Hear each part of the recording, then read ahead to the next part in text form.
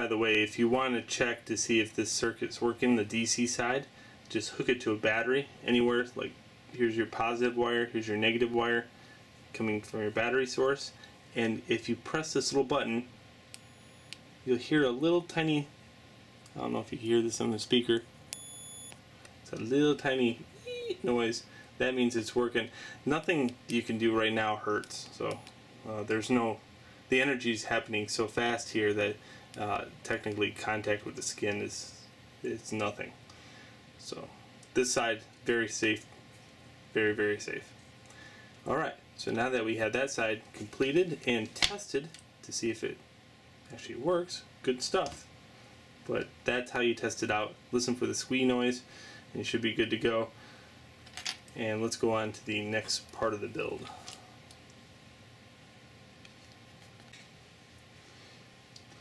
Alright, so this really helps having this schematic cut out so I can rotate around. Alright, now I have my transformer, which is located here, and what I need to do is kind of look at the transformer in respect to the voltage multiplier. Well, this gives me a perfect advantage of like taking this and moving it over to this one. That way, these actually snap together, by the way. So you can kind of look at it like this. They got little, so they can snap together. And I don't want to snap it together just yet because I like holding this area differently. Alright, but if they snap together, what I want to do is make sure that those wires that start out on this side. So I'm talking about these, how it's connected to the transformer itself.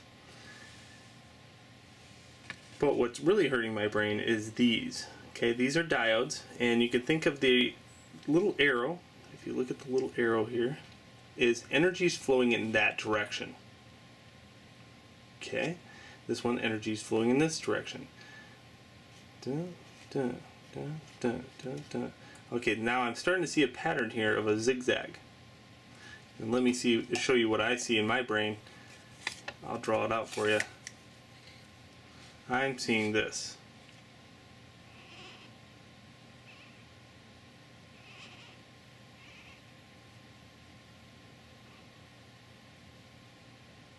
Okay. Oh, one more.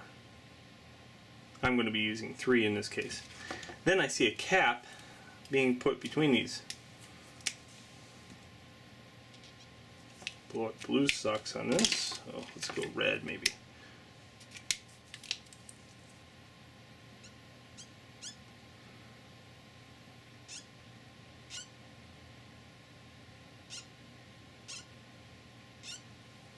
That's what I'm seeing when looking at this thing. Not as bad. Alright, let's translate it over to the diodes themselves and try to explain what the little things mean here. Okay. Let's see if I can get this to focus in. See that little gray mark? That is the same as saying on the schematic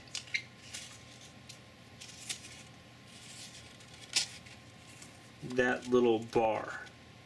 Okay, that little bar is the same as saying that little gray mark. So it's allowing energy to go this way, but not this way. Okay, so energy can only flow in this direction. Cool.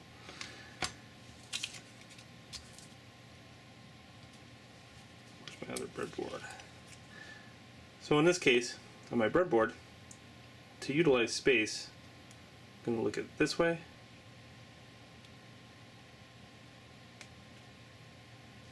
This way. Come on, focus. There we go. Dun, dun. Just like that. Alright, let's return the value. Returning the value means that I go like this.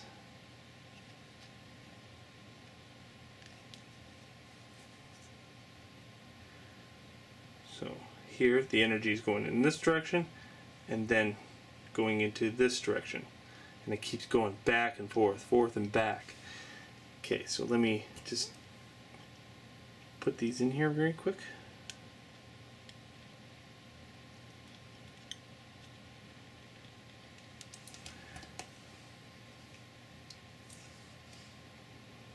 Just like that.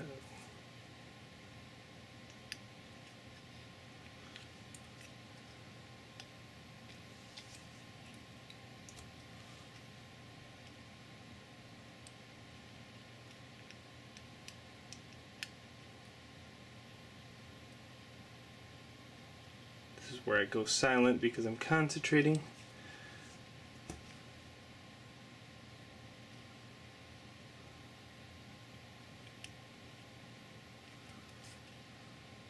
Okay, so there we go.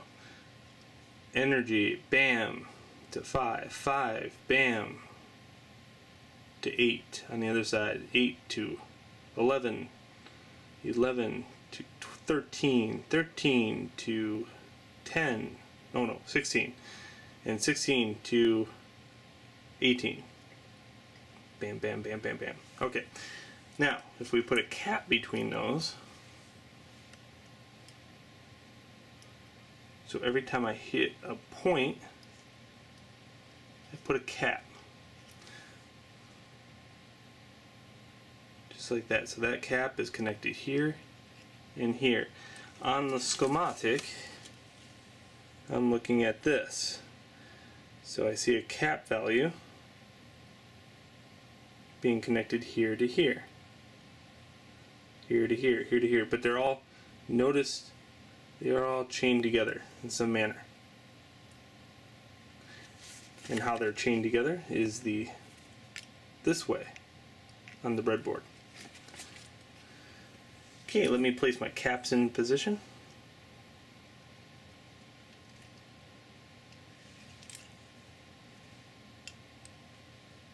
And I try to keep this like that, as organized as possible. So notice I take up to 3, but I'm not going like this and putting this one over here because that's messy.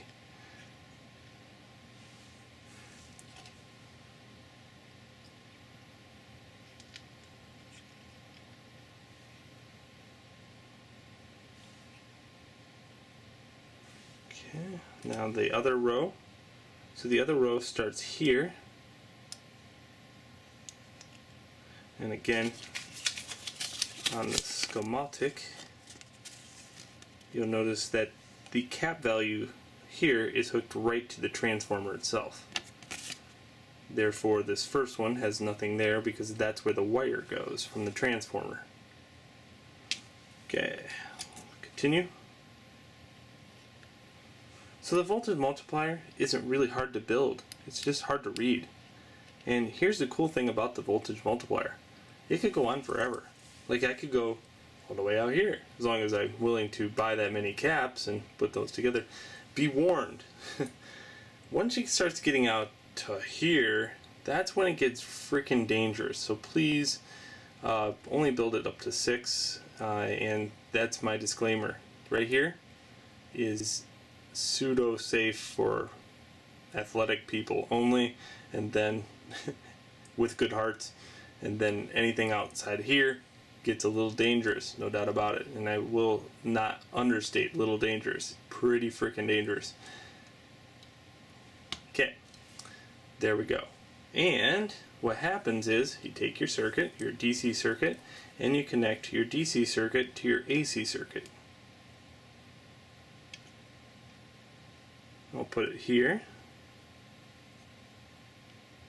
and I'll put it here, just like that. Okay, now where is the output? Because now I have input, and incidentally I'll probably cut these wires so they're a little longer next time so I can put these two together. But for right now, how about we keep it like this so we know that these are two different things. Well, my output, if you look at the schematic, we have an output coming from right off the transformer itself, and then off the string of caps. Well, right off the transformer itself, that's just this side of the street. Just like that. And off the string of caps is on this side of the street, which would be that last string of caps.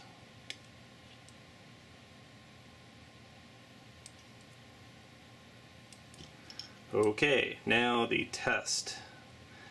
Well, you have to touch both leads. I'm going to test it for educational purposes only. You're on your own as far as that is concerned about you touching yours. So here is negative. And these always get worn down over time, so I'm trying to make it so it's breadboard friendly here. Again, some solder really does help on these things.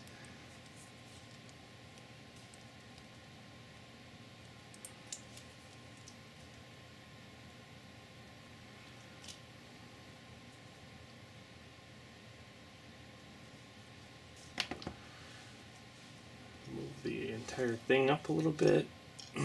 Try to get it all into camera. Push the button a couple seconds, just 1/10 of a second maybe.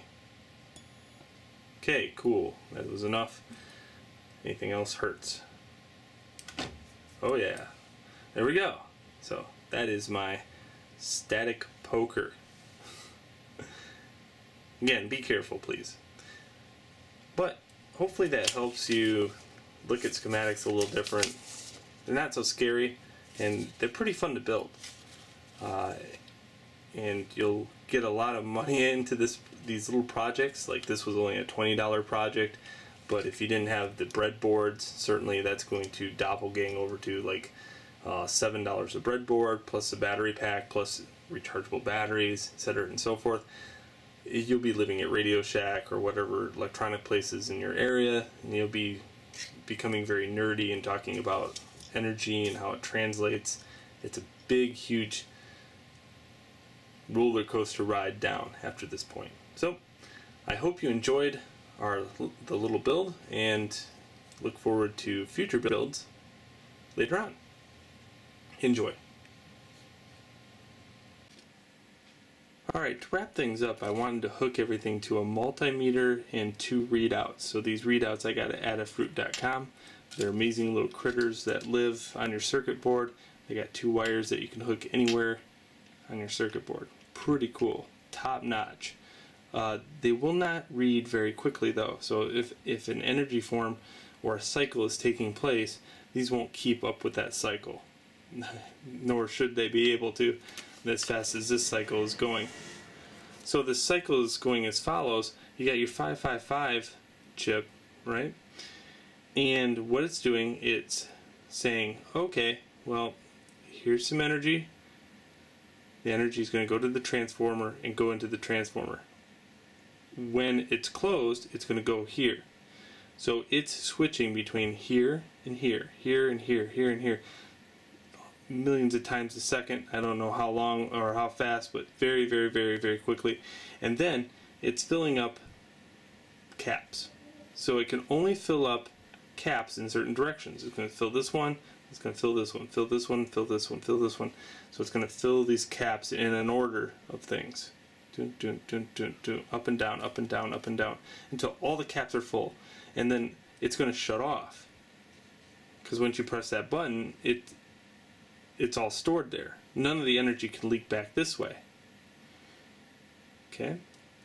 So when I push this button, you're going to see a spike on this, but this will not be able to read the cap value. This will only read the output of the voltage of the transformer. So this is AC current, 4 volts AC. You can see this one is your battery. So right now I got a 10 volt. And this one can't read the collector value. So the collector value right here is happening so fast. It's just, you know, off on, off on, off on, off on, so fast that this will not catch up. But this thing has stored some energy, and yeah, sure enough, you can see that spark. But this was never able to read that spark value. And that spark value, I couldn't tell you how much that is, but I could tell you it's over 1,000 volts. So that is my diagnostic of the circuit and how it functions. Enjoy.